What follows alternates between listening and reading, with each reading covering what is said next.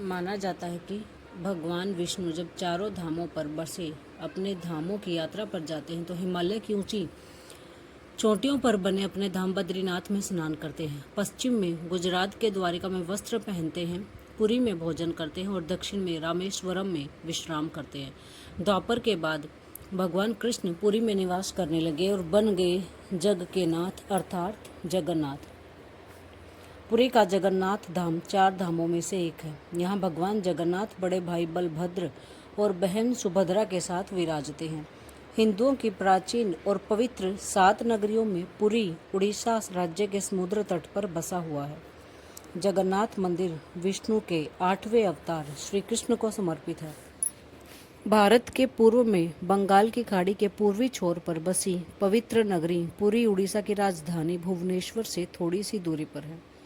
आज का उड़ीसा प्राचीन काल में उत्कल प्रदेश के नाम से जाना जाता था। यहाँ देश की समृद्ध बंदरगाहें थीं, जहाँ जावा, सुमात्रा, इंडोनेशिया, थाईलैंड और अन्य कई देशों का इन्हीं बंदरगाह के रास्ते से व्यापार होता था। पुराणों में इसे धरती का वैकुंठ भी कहा गया है। यह भगवान विष्णु के 4 धामों में से एक है। इसे श्री क्षेत्र, श्री पुरुषोत्तम क्षेत्र, शाक क्षेत्र, नीलांचल, नीलगिरी और श्री जगन्नाथपुरी के नाम से भी जानते हैं। यहाँ लक्ष्मीपति विष्णु की तरह तरह की लीलाएं की थी। ब्रह्म और स्कंद पुराण के अनुसार यहाँ भगवान विष्णु पुरुषोत्तम नील माधव के रूप में अवतरित हुए और सबर जनजाति के परम पूज्य देवता बन गए। सबर जनजाति के देवता होने के कारण यहाँ भगवान जगन्नाथ का रूप कबीलाई देवताओं की तरह है। पहले कबीले के लोग अपने देवताओं की मूर्तियों को कास्ट यानी काठ से बनाते थे। जगन्नाथ मंदिर में सबर जनजाति के पुजारियों के अलावा ब्राह्मण पुजारी भी हैं। ज्येष्ठ पूर्णिमा से आषाढ़ पूर्णिमा तक सबर जाति के देवतापति जगन्नाथ जी की सारी रीतियां करते हैं। पुराणों के अनुसार नीलगिरी में पुरुषोत्तम हरि की पूजा की जाती है। पुरुषोत्तम हरि को यहाँ भगवान राम का रूप माना जाता है। सबसे प्राचीन मत्स्य पुराण में लिखा है कि पुरुषोत्तम क्षेत्र की देवी विमला है और यहाँ उनकी पूजा होती है। रामायण के उत्तराखंड के अनुसार भगवान राम ने रावण के भाई विभीषण को अपने इक्ष्वाकु वंश के कुल देवता भगवान जगन्नाथ की आराधना करने को कहा। आज भी पुरी के श्री मंदिर में विभीषण वंदापना की परंपरा कायम है।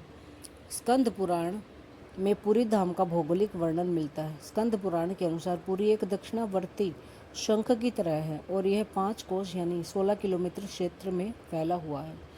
माना जाता है कि इसका लगभग 2 कोस क्षेत्र बंगाल की खाड़ी में डूब चुका है।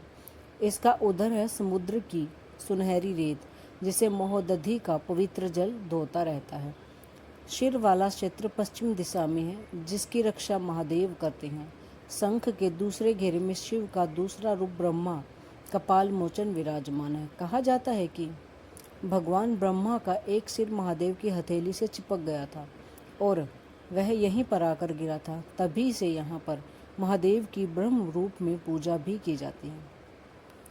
शंख के तीसरे वृत्त में माँ विमला और नाभि स्थल में भगवान जगन्नाथ रथ सिंहासन पर विराजमान है।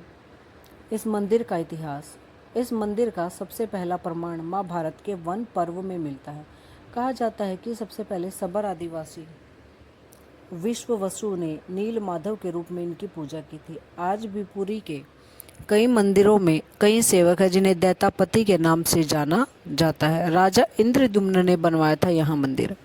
राजा इंद्रद्युम्न मालवा का राजा था, जिनके पिता का नाम भारत और माता का नाम सुमति था।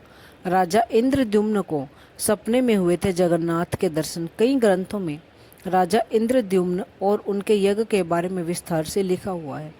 उन्होंने यहाँ कई विशाल यज्ञ किए और एक सरोवर बनवाया। एक रात भगवान विष्णु ने उनको सपने में दर्शन दिए और कहा, नीलांचल पर्वत की एक गुफा में मेरी एक मूर्ति है जिसे नील माधव कहते हैं। तुम एक मंदिर बनवाकर उसमें मेरी यह मूर्ति स्थापित कर दो। राजा ने अपने सेवकों को नीलांचल पर्वत की खोज में भेजा। उनमें से एक था ब्राह्मण विद्यापति। विद्यापति ने सुन रखा था कि सबर कबीले के लोग नील माधव की पूजा करते हैं और उन्होंने अपने देवता की इस मूर्ति को नीलांचल पर्वत की गुफा में छुपा रखा है। वह यह भी जानता था कि सबर कबीले का मुखिया विश्ववसु नील माधव का उपासक है और उसी ने मूर्ति को गुफा में छुपा कर रखा हुआ है। चतुर विद्यापति ने मुखिया की बेटी से विवाह कर लिया। आखिर में वह अपनी पत्नी के जरिए नील माधव की गुफा तक पहुंचने में सफल हो गया। उसने मूर्ति चुरा ली और राजा को मूर्ति लाकर दे दी। विश्ववसु अपने आराध्य देव की मूर्ति चोरी होने से बहुत अधिक दुखी हो गया। अपने भक्त के दुख से भगवान भी दुखी हो गए। भगवान गुफा में लौट गए, लेकिन साथ ही राजा इंद्रद्युम्न से वादा किया था कि वो एक दिन उसके पास जरूर लौटेंगे, बशर्ते कि वो एक दिन उनके लिए विशाल मंदिर बनवा दे। राजा ने मंदिर बनवा दिया और भगवान विष्णु से मंदिर में विराजमान होने के लिए कहा। भगवान ने कहा कि तुम मेरी मूर्ति बनाने के लिए समुद्र में तैर रहा पेड़ का बड़ा सा टुकड़ा लेकर लाओ, जो द्वारिका से समुद्र में तैरकर पुरी आ रहा है। राजा के सेवकों ने उस पेड़ के टुकड़े को तो ढूंढ लिया, लेकिन सब लोग मिलकर भी उस पेड़ को नहीं उठा पाए। तब राजा को समझ आ गया कि नील माधव के अनन्य भक्त सबर कबीले के मुखिया विश्ववसु की ही सहायता लेनी पड़ेगी। सब उस वक्त हैरान रह गए जब विश्ववसु भारी भरकम लकड़ी को उठाकर मंदिर तक ले आए। अब बारी थी लकड़ी से भगवान की मूर्ति गढ़ने की। राजा के कारीगरों ने लाख कोशिश कर ली, लेकिन कोई भी लकड़ी में एक छेनी तक नहीं लगा सका। तब तीनों लोक के कुशल कारीगर भगवान विश्वकर्मा एक बूढ़े व्यक्ति का रूप धरकर आए। उन्होंने राजा को कहा कि हे नील माधव की मूर्ति बना सकते हैं, लेकिन साथ ही उन्होंने अपनी शर्त भी रखी कि वे 21 दिन में मूर्ति बनाएंगे और अकेले में बनाएंगे। कोई उनको बनाते हुए नहीं देख सकता। उनकी शर्त मान ली गई। लोगों को आरी, छेनी, हथौड़ी की आवाज़ें आती रही। राजा इंद्रद्युम्न की रानी गुडिंचा अपने को रोक नहीं पाई। वह दरवाजे के पास गई तो उसे कोई आवाज़ सुनाई नहीं दी। वह घबरा गई। उसे लगा कि बूढ़ा कारीगर मर गया है। उसने राजा को इसकी सूचना दी। अंदर से कोई आवाज़ सुनाई नहीं दे रही थी, तो राजा को भी ऐसा ही लगा। सभी शर्तों और चेतावनियों को दरकिनार करते हुए राजा ने कमरे का दरवाज़ा खोलने का आदेश दे दिया। जैसे ही कमरा खोला गया तो बूढ़ा व्यक्ति गायब था और उसमें 3 अधूरी मूर्तियां